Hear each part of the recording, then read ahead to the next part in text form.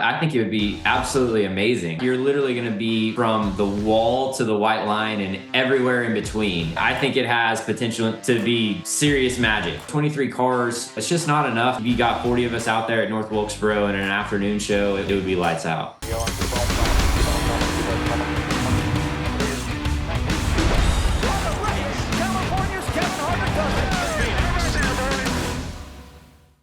Well, Christopher, you did a great job this weekend, and I tell you what, after the race, the emotion that I saw out of you, that place was electric, and you were pretty excited about everything that just happened. Explain the race and everything that went on there at the end.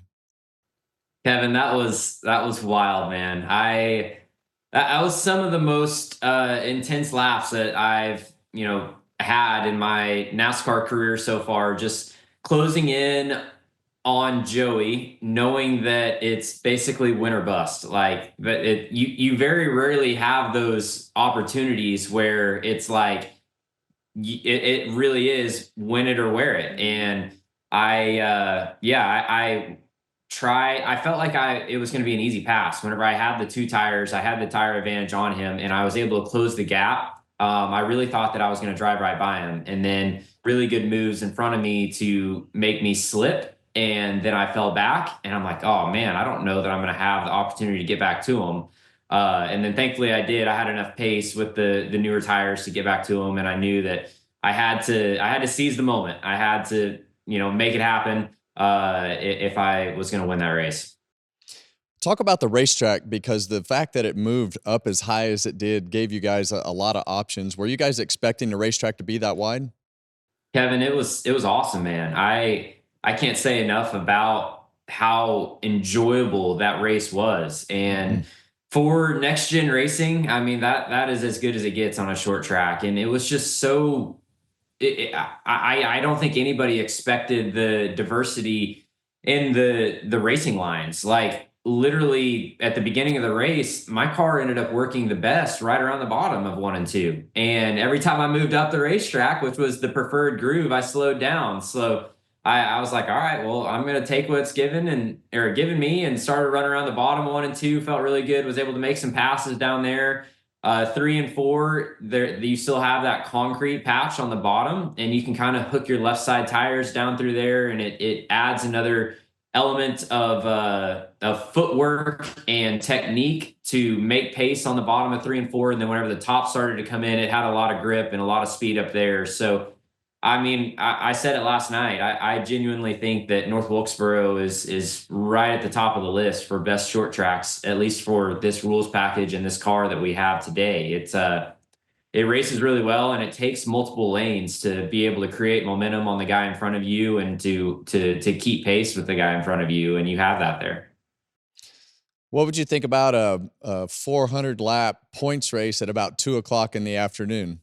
That would be my vote. I think it deserves a points race. I think that the All-Star race was great last night, but could you imagine 2 o'clock in the afternoon, 400 laps? Oh, I think it would be absolutely amazing. Like just the amount of rubber that's going to get smeared on the racetrack, you're literally going to be from the wall to the white line and everywhere in between. And I think it has potential to be serious magic. I would love to have a points race there. Go have more cars on the track and adding lap traffic. So with 23 cars, I think we had maybe 1 or 2 lap cars in there, but it's just not enough to really disturb the air for the leaders. And now, we've seen even at a place like Martinsville or Richmond, like the guys that get out front, they can get a gap, but then whenever you get into lap traffic, that's whenever the racing really starts to happen. So I think if you got 40 of us out there at North Wilkesboro in an afternoon show, it would be lights out. So you win $1 million. Are you a saver or a spender? Is this like an added bonus? I mean, do we go out and buy a boat? Do we go buy a new sprint car? What do we do, or do we just put it in the bank? Well, I am in the process of building my own midget cars, so I'm sure that will aid in that. But yeah, I don't know. So I will say I'm a huge fan of cardboard checks. Like cardboard checks have always been my favorite trophy. They're really popular in dirt track racing, and I've won a lot of them throughout my early parts of my career. But that $1 million check has always been like my top prize. Like that's the cardboard check that I wanted for so long. I saw, obviously all of you guys win it and hold that check up for that victory lane picture, and to be able to do that last night was, something that I've been looking forward to and wanting to do for a very long time. And yeah, it's just it's a really cool, it's a cool event, cool feeling, and it's just so different than like a normal Sunday Cup race. Like as soon as they wave the green flag, everybody is so much more aggressive than what you would see in a normal points race. And it always surprises me how different it feels inside the car than a normal Sunday race. You talk about waving the flag. Did you see Michael Waltrip drop the flag on the racetrack? So What an epic fail. I did not know it was Michael Waltrip, but yeah, like we knew about the promoter's caution or whatever, but he made it a legit caution. We had debris on the track. That's right. Yeah, he was making sure there was no question. But last question: as you win this All-Star race, you guys have won a few races. You've had up and down weeks, and you said yourself, some of the performance hasn't been where you want it to be. You've had weeks where the performance has been good. Next gen cars typically up and down anyway, so that's just the way that it's going to be. What's this win do for the momentum? How does it set you up for the Coke 600 and everything going into Charlotte as far as the momentum side of things and what it does for your team?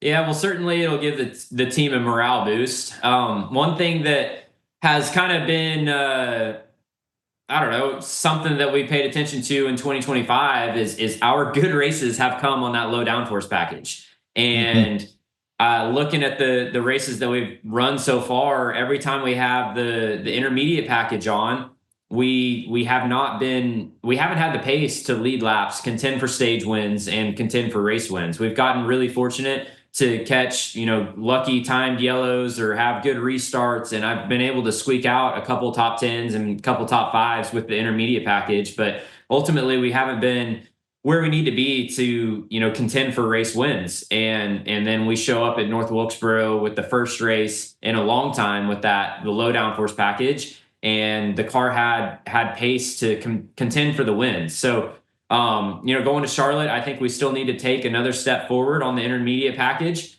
And yeah, so I know the boys are focused on that to try and, keep getting better with that intermediate package. But it was very refreshing to have a solid race on the short track package again.